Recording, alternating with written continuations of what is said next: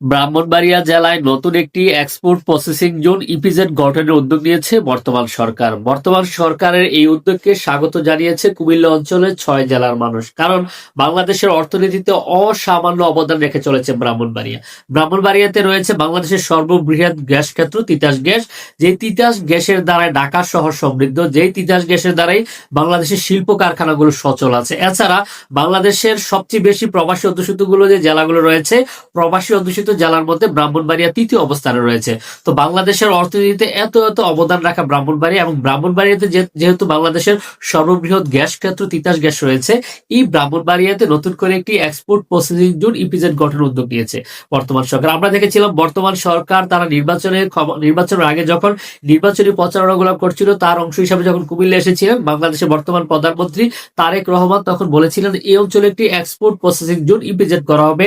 এরপর থেকে কুমিল্লা বিভাগের যে 6টি জেলা রয়েছে, কুমিল্লা, চাঁদপুর, নোয়াখালী, লক্ষ্মীপুর, ফেনী, ব্রাহ্মণবাড়িয়া, এই 6 জেলার মানুষ অধীর আগ্রহে বসেছিল যে কখন একটি এক্সপোর্ট প্রসেসিং জোন ইপিজেড করা হবে। তো আলহামদুলিল্লাহ আমরা অত্যন্ত খুশি হয়েছি যে বর্তমান সরকার ইপিজেড গঠনের উদ্যোগ নিয়ে, বিশেষ করে ব্রাহ্মণবাড়িয়া জেলা বিএনপির নির্বাহী সদস্য কবির আহমেদ ভুইয়া একটি উদ্যোগ নিয়েছেন যে ব্রাহ্মণবাড়িয়া একটি ইপিজেড গঠনের জন্য, যেহেতু ব্রাহ্মণবাড়িয়াতে তিতাস গ্যাস রয়েছে, এছাড়া একটু চমৎকার লোকেশন সিলেক্ট করেছেন ব্রাহ্মণবাড়িয়া জেলার কসবা উপজেলার তিল্লাকপীর, যেটি কুমিল্লা সিলেট মহাসড়কের পাশে, এবং এই জায়গাটা থেকে আশুগঞ্জ নৌবন্দর, আখাউড়া স্থলবন্দর, বিবির বাজার স্থলবন্দর এবং কুমিল্লা ইপিজেড, কুমিল্লা বিমানবন্দর এবং চট্টগ্রামের সাথে চমৎকার যোগাযোগ রয়েছে। আপনারা জানেন কুমিল্লা সিলেট জাতীয় মহাসড়ক তো রয়েছে, এছাড়া নতুন একটি জাতীয় মহাসড়ক হচ্ছে কুমিল্লার চাঁদপুর ব্রিজ থেকে বুড়িচং, ব্রাহ্মণপাড়া, কসবার, সায়দাবাদ হয়ে যে মহাসড়কটি এসে সংযোগ হবে, এই সংযোগের পরপর হচ্ছে তিল্লাকপীরে এখানে পর্যাপ্ত পরিমাণে খাস জমি রয়েছে। খাস জমির পাশাপাশি যে কৃষিকার মালিকানা জমি রয়েছে, এই মালিকানা জমিগুলো চাইলেও অধিগ্রহণ করা সম্ভব। আমরা প্রত্যাশা করব